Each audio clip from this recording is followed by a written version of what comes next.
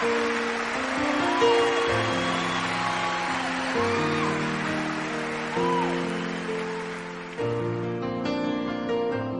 occasion que Dieu nous donne de partager ensemble avec vous la parole de Dieu. Ce matin, je voudrais parler du triangle de la nouvelle création. Le triangle de la nouvelle création.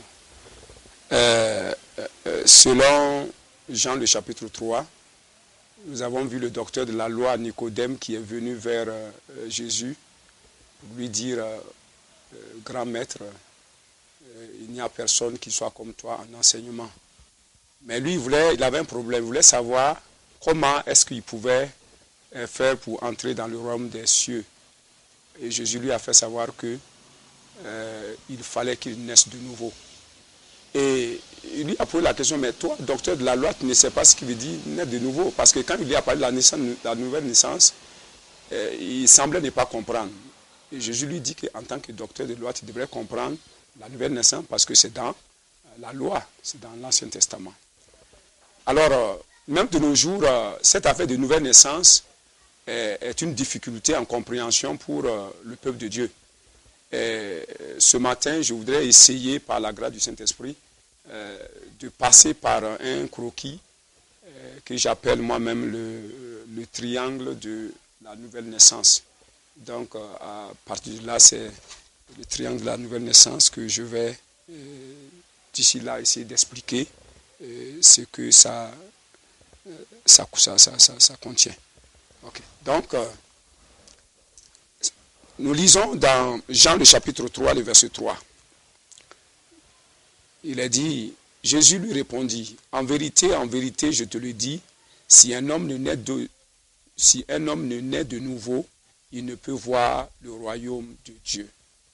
Il ne peut voir le royaume de Dieu. Ok, pour comprendre ce triangle de la nouvelle création ou de la nouvelle naissance, je voudrais vous parler d'abord de l'homme. L'homme d'une manière générale. D'abord, je vais parler de l'homme, fils d'Adam, et après, je vais vous parler aussi de l'homme Jésus. Parlant de l'homme Adam. L'homme Adam est composé de deux hommes. L'homme Adam est composé de deux hommes. Quand nous lisons dans la Bible, dans Genèse, le chapitre 1, verset 27, il est dit, l'Éternel Dieu dit, créons l'homme à notre image. Donc, à notre ressemblance. Donc, cet homme est l'homme spirituel, appelé dans la Bible, à quelque part, l'homme intérieur. L'homme intérieur, c'est celui-là qui a été créé à l'image de Dieu, qui est spirituel. Il n'a pas une forme humaine. Voilà, il était créé et il vivait bien sûr. C'est lui par la suite qui a péché. Et c'est lui par la suite qui devrait être condamné, c'est lui par la suite qui devrait soit aller en enfer. Et c'est lui. Donc, le premier homme, c'est lui. Et quand Dieu a créé cet homme spirituel, il est revenu, il a dit dans Genèse 2, verset 7, il dit, Dieu forma l'homme et de la poussière de la terre, et il souffla dans ses narines un souffle de vie. Et l'homme, le second homme là, est devenu une âme vivante ou un esprit vivant. Donc celui-là, c'est le corps que nous appelons le temple du Saint, la Bible appelle le temple du Saint-Esprit, ou la tente que nous allons, qui sera un jour peut-être détruite, pas peut-être sera détruite bien sûr. Donc c'est lui en qui Dieu a soufflé le souffle et il a donné l'existence, le mouvement à ce deuxième homme. Pour mieux vous expliquer ça, je vais vous, en tant qu'Africain, et nous comprenons un peu l'affaire de la sorcellerie, un sorcier qui sort de son corps, dit, il dédouble. Donc, et il parle dans ce monde, on parle de dédoublement. Voilà, donc ça veut dire que l'homme est double. Et même, ils sont en train de nous enseigner que l'homme est double. Donc, le sorcier sort de son corps la nuit. Quand il sort de son corps, on dit il sort de son corps. Ça veut dire le vrai être, la vraie personne, c'est lui qui sort de son corps, qui sort de sa maison. Et c'est lui qui est créé à l'image de Dieu, qui sort pour aller manger les gens. Et pendant ce temps, l'autre homme qui est couché le corps respire, lui n'est pas mort, il ne meurt pas, il respire, il a le souffle en lui.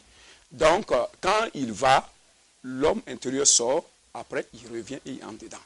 Donc, je disais bien que lorsque l'homme intérieur sort, le corps n'est pas mort. Il respire, il a le souffle. Donc, c'est ce qui explique que l'homme est double.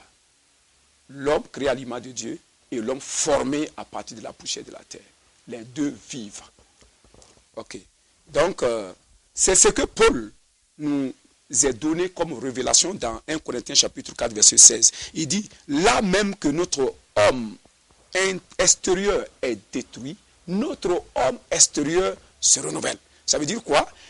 Paul reconnaît qu'il y a un homme intérieur et il y a un homme extérieur. Donc l'homme est composé de deux hommes. Ok. Et il dit dans 1 Corinthiens chapitre 15, verset 44, je vais lire ça. 1 Corinthiens chapitre 15, verset 44. 15, 44. Il dit ceci. Il est semé corps animal. Il ressuscite corps spirituel. Vous voyez ici déjà, on voit deux corps. Il ressuscite corps spirituel. S'il y a un corps animal, il y a aussi un corps spirituel. C'est pourquoi il est écrit, le premier homme, Adam, est devenu une âme vivante. Le dernier Adam est devenu un esprit vivant. Donc, quand on dit premier Adam, les gens voient ici que c'est Christ et puis l'homme. Non. Il s'agit d'Adam lui-même. Le premier Adam qui a été créé, formé à partir de la poussière et que Dieu a dit, formons l'homme. Dieu a formé l'homme à partir de la poussière de la terre. Donc c'était l'homme. Donc c'est de lui on parle. Le premier Adam, lui, il est formé à partir de la poussière de la terre. On dit que lui, il devient une âme vivante. Mais le second, lui, c'est lui qui est créé à l'image de Dieu, que Dieu a dit, créons l'homme à notre image. Donc lui, il est devenu un esprit vivant. Parce que celui-là est esprit. Lui, c'est celui qui est descendu de Dieu. Mais ce qui est spirituel n'est pas premier. C'est ce qui est animal. Vous voyez, on dit ce qui est spirituel. Ça veut dire quoi? La partie spirituelle. Ce qui est la partie spirituelle n'est pas première. Et la partie animale, c'est elle qui est... ouais, il dit, ce qui est animal, c'est ce qui est spirituel. Bon, m'excusez. Mais ce qui est spirituel n'est pas le premier, c'est ce qui est animal. Ce qui est spirituel vient ensuite. Ouais, non. Donc, le premier homme tiré de la terre, voyez, le premier homme tiré de la terre, c'est ce que Paul dit même, est terrestre. Ça, c'est celui qui est formé à partir de la poussière de la terre. Le second homme est du ciel. Ça, c'est celui qui a été créé à l'image de Dieu. Donc, nous voyons ici clairement que l'homme est composé de deux hommes, l'homme spirituel et l'homme terrestre. Tel est le terrestre, tels sont aussi les terrestres, tels sont aussi les terrestres. Et tel est le céleste, tels sont aussi les célestes. Donc, c'était pour amener les gens à comprendre que l'homme a été, bon, je vais dire quoi, l'homme est double. L'homme est double. Des deux côtés, chacun vit. Celui qui est créé à l'image de Dieu vit. Celui qui est créé avec le souffle vit. Voilà. Ok. Donc, qui est maintenant l'homme Jésus-Christ? Parce que nous voulons parler de l'homme Adam que nous sommes aujourd'hui. Qui est l'homme Jésus-Christ? Jésus-Christ est parfaitement homme. La Bible nous dit clairement que Jésus-Christ est parfaitement homme et parfaitement Dieu. Comment nous pouvons le comprendre? L'homme, il a l'homme extérieur, le corps, avec son souffle, comme nous aujourd'hui. Il a aussi l'homme intérieur, qui n'a pas connu le péché. Lui aussi, c'est son esprit. Créé, je vais dire maintenant, créé à l'image de Dieu. Jésus a été formé comme nous. Même sans que le Christ ne vienne en lui, il était déjà un homme complet, comme nous. Créé à l'image de Dieu et ayant le corps et ayant le souffle. Et je dis tantôt que même si Christ n'était pas entré dans le corps de Jésus, dans le sein de Marie, Jésus allait naître homme comme nous. Sans péché, bien sûr, parce qu'il a été conçu par la puissance du Saint-Esprit. Ok. Donc, Christ, on l'appelle le Fils de Dieu. nous parlons de Christ. Christ est le Fils de Dieu. Adam, lui, il est le fils excusez, Jésus est le fils d'Adam, mais Christ, lui, il est le Fils de Dieu. En ce sens que Hébreux chapitre 10, verset 5 nous dit, Christ entrant dans le monde dit, tu m'as formé un corps. Donc nous voyons ici, quand Dieu envoyait Christ, la Bible nous dit dans Jean, que Jésus dit dans Jean, c'est Christ qui parlait, bien sûr, au travers de Jean, et au travers de Jésus. Christ parlait au travers de Jésus en disant, je suis sorti du Père. Je suis sorti du Père, je suis venu dans ce monde. Donc, Christ est sorti du Père. Il est sorti de Dieu et il est descendu dans ce monde. Mais avant qu'il ne vienne, il a dit au Père, il dit, tu n'as demandé ni sacrifice ni offrande, mais tu m'as formé un corps. Quand tu m'as formé le corps et que j'ai vu le corps est prêt dans le sein de Marie, alors Christ dit, je viens maintenant au Père pour faire ta volonté.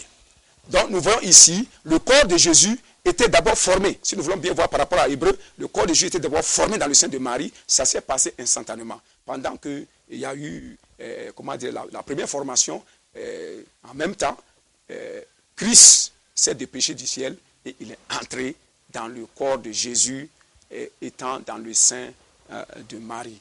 Donc, et c'est là que Jean chapitre 7, verset 7 dit, Christ veut dire Fils de Dieu. Christ veut dire Fils de Dieu. Et c'est là que Jésus a posé la question à ses disciples. Il dit que, qui dites-vous que je suis? Pierre qui a eu la révélation, il a dit, tu n'es pas Jésus que nous voyons, hein, Jésus que nous voyons là, ça y est un habit. Mais moi j'ai le discernement, j'ai la révélation. Celui qui parle en toi, celui qui agit en toi là, c'est le Christ. Christ qui veut dire le Fils du Dieu vivant. Et Fils veut dire descendant.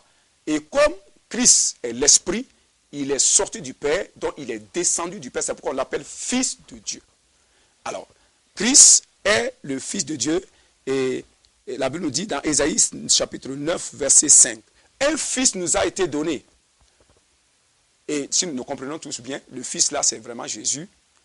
Jésus qui nous a été donné. Un Fils nous a été donné, on l'appellera Père éternel, Dieu tout-puissant, ainsi de suite. Mais ce qui nous importe ici, c'est Père éternel, Dieu tout-puissant. Parce que Christ disait en son temps, il dit, les paroles que je dis, ce n'est pas moi qui les dis, mais le Père qui est en moi, c'est lui qui dit les paroles. Et c'est lui qui fait les œuvres. Donc le Père qui est en moi. Donc les gens disent Père c'est qui? Le Père là, c'est le Christ qui a quitté le ciel, qui est descendu et qui est entré dans Jésus. Et c'est ça, Ésaïe nous dit, ce Fils-là a un autre nom, on l'appelle Père éternel. Donc, puisqu'il est sorti du Père, il est Père éternel, le Dieu tout. Et c'est ce que la Bible nous dit qu'il est Emmanuel, c'est-à-dire Dieu, le Dieu au milieu de nous. Il est venu, il a passé par le corps de Jésus pour pouvoir entrer dans ce monde. Il dit que Christ, en entrant dans le monde, dit, donc la porte par laquelle Christ est entré dans le monde est le corps de Jésus. Et c'est à partir de là que nous trouvons ce qu'on a maintenant on appelle le Sauveur là, Jésus le Christ. Ça veut dire qu'il est composé de Jésus, fils de Marie, et en lui se trouve Christ, le Père éternel, qui est descendu du ciel. C'est pourquoi on dit Jésus le Christ.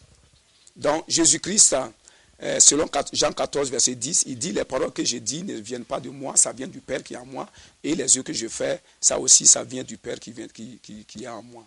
Alors, si nous voulons humainement parler, on va dire ici, Jésus est en train de dire, ce n'est plus moi qui vis, mais c'est le Père qui vit en moi. Ce n'est plus moi qui parle, c'est le Père qui parle à moi. Ce n'est plus moi qui agis, c'est le Père qui agit en moi. Donc, en d'autres termes, on va dire, ce n'est plus moi qui vis. Jésus a dit en son temps, ce n'est plus moi qui vis, c'est Christ qui vit en moi, Jésus. Ok, donc, c'était par rapport à ça. Maintenant, parlons de la nouvelle naissance. La nouvelle naissance est exigée pour entrer dans le royaume de Dieu à cause de l'homme intérieur qui a péché. L'homme intérieur a péché par la suite. Alors, ce que Dieu demande à l'homme pour entrer dans le royaume de Dieu, il doit être né de nouveau. Mais la nouvelle naissance ne concerne pas l'homme extérieur. Parce que l'homme extérieur il n'est pas dans le péché. Celui qui a péché, c'est l'homme intérieur qui est créé à l'image de Dieu. Donc la nouvelle naissance concerne l'esprit de l'homme. Ça concerne l'homme intérieur, créé à l'image de Dieu. C'est lui qui pèse, c'est lui qui insulte les gens, c'est lui qui doit être jugé. Donc la partie intérieure, c'est elle qui doit naître de nouveau. C'est pourquoi Jésus parle de la naissance d'esprit. La naissance d'esprit. Vous voyez. Donc, il a exclu carrément la partie corps. Mais il parle de la partie esprit. Celui qui est né d'esprit. Celui qui est descendu de nouveau de l'esprit. Ouais, non. Christ est sorti de Dieu. Et c'est ce Christ-là. La naissance de nouveau, c'est encore descendre de ce Christ-là. Avoir encore ce Christ-là en nous. Jean chapitre 3, verset 6 dit, « Ce qui est né de chair est chair. » Ça veut dire la partie de l'homme formée de la poussière de la terre. Elle est chair. Mais ce qui est d'esprit, la partie intérieure créée à l'image de Dieu, lui, il est esprit. Et c'est lui qui a besoin de la nouvelle naissance. Comment cela peut se produire? 2 Corinthiens chapitre 3 verset 21 nous dit ceci. Celui qui n'a pas connu de péché, Jésus le Christ, il l'a fait devenir péché pour nous afin qu'on devienne en lui justice de Dieu. Ça veut dire que quand Christ est venu dans ce monde, l'homme ayant péché, et que quand Christ est venu dans ce monde, il est entré dans la personne de Jésus depuis le sein de sa maman. Et il est né. Alors, pour que l'homme naisse de nouveau, il a fallu que Dieu prenne l'homme intérieur, l'homme créé à l'image de Dieu, celui qui a péché là, pour l'associer à Jésus.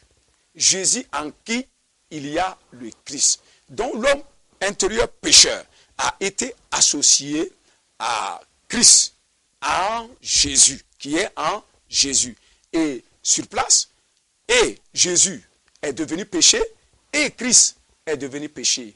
Parce que l'homme péché, l'homme qui a péché, s'est associé à eux. Mais c'était la sagesse de Dieu pour sauver l'homme. C'était la sagesse de Dieu pour amener l'homme à la nouvelle création. Donc maintenant, c'est ce qui va m'amener à présenter maintenant le triangle de la nouvelle naissance. Comment ça se passe? Ici, c'est l'homme pécheur. Romains 3, 23. Romains 3, 23, qui dit que car tous ont péché et ils sont privés de la gloire de Dieu. Ce que vous comprenez ici bien, c'est qu'ici, il s'agit de la gloire de Dieu. Le péché a fait que l'homme est privé de la gloire de Dieu. Son grand problème est qu'il est privé de la gloire de Dieu. Mais en suivant le triangle, vous allez voir que l'homme, à la fin du triangle, va revenir retrouver la gloire perdue.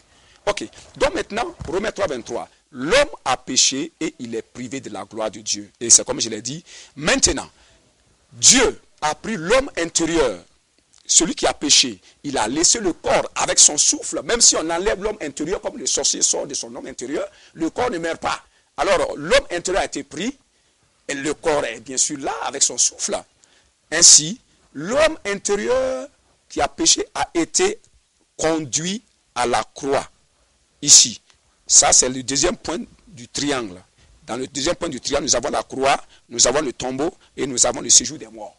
Voilà, dans ce même cercle-là. Donc maintenant, l'homme a été conduit, pécheur a été conduit ensemble avec l'homme pécheur en Christ et en Jésus a été conduit à Golgotha sur la croix dans le but d'être condamné à cause de son péché.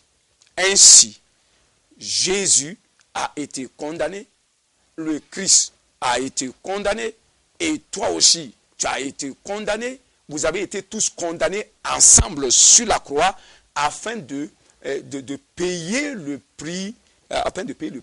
Ok. Donc,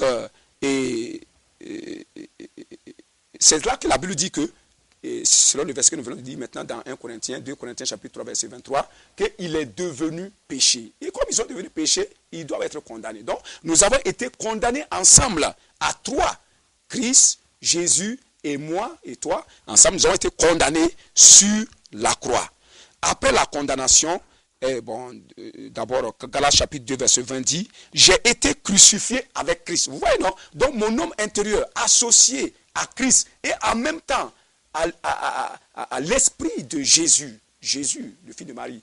Donc, ensemble, nous avons été crucifiés sur la croix pour être condamnés. Et quand on est condamné, forcément vient la justification. Après la condamnation, vient la justification. Donc, après la condamnation, vient maintenant la justification. Et Jésus a été justifié après sa condamnation. Et Christ a été justifié après sa condamnation. Et toi aussi, tu as été justifié après ta condamnation. Oui. Et maintenant, Jean chapitre 10, versets 17 et 18, c'est là que Jésus a rendu son esprit.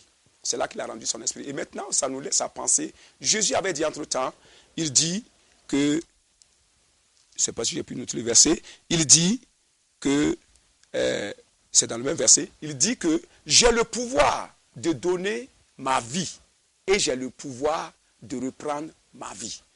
Et c'est là, à la crucifixion, que Jésus a rendu, quand il mourait, il a dit, Père, je te rends, c'est ça, je te confie mon esprit. Son esprit ici, c'est pas l'homme créé à l'image de Dieu. Parce que si c'est ça, il y aura une contradiction. C'est son souffle. Parce que c'est le corps, le deuxième Adam, le corps qui mourait. Et dans la vie du corps humain, là, du corps terrestre, là, sa vie, là, ça c'est le souffle. Ça c'est le souffle. Et il dit, je te rends mon esprit. L'esprit ici veut dire souffle. Donc, il remet son souffle au Père. Il a confié son souffle au Père. C'est là qu'il disait que j'ai le pouvoir de donner ma vie et j'ai le pouvoir de reprendre. Donc, ici, il venait de donner sa vie à Dieu, de confier sa vie à Dieu avant d'aller au tombeau. Donc, c'est ainsi qu'il a crié, il a dit, je confie mon esprit. Luc chapitre 23, verset 46, c'est là qu'il mourait. Il dit, Père, je remets entre tes mains mon esprit. Vous savez, si c'était l'homme créé à l'image de Dieu qui était allé au ciel, qu'il a remis entre les mains du Père, mais qui alors est descendu dans le séjour des morts, qui est descendu dans les profondeurs. Vous voyez, si nous croyons que c'est quand Jésus mourait, il était monté directement au ciel, alors maintenant qui est descendu dans le séjour des morts. Donc ça veut dire non, celui qui est mort, celui qui l'a confié à Dieu, c'était le souffle. Et ayant confié le souffle, qu'est-ce qui s'est passé maintenant? Maintenant, il est mort. On a enlevé le corps maintenant de Jésus. On a enlevé le corps de Jésus. On l'a amené maintenant dans le tombeau. On l'a amené... on a amené son corps dans le tombeau. Et de son tombeau, l'esprit de Jésus. Et le Christ.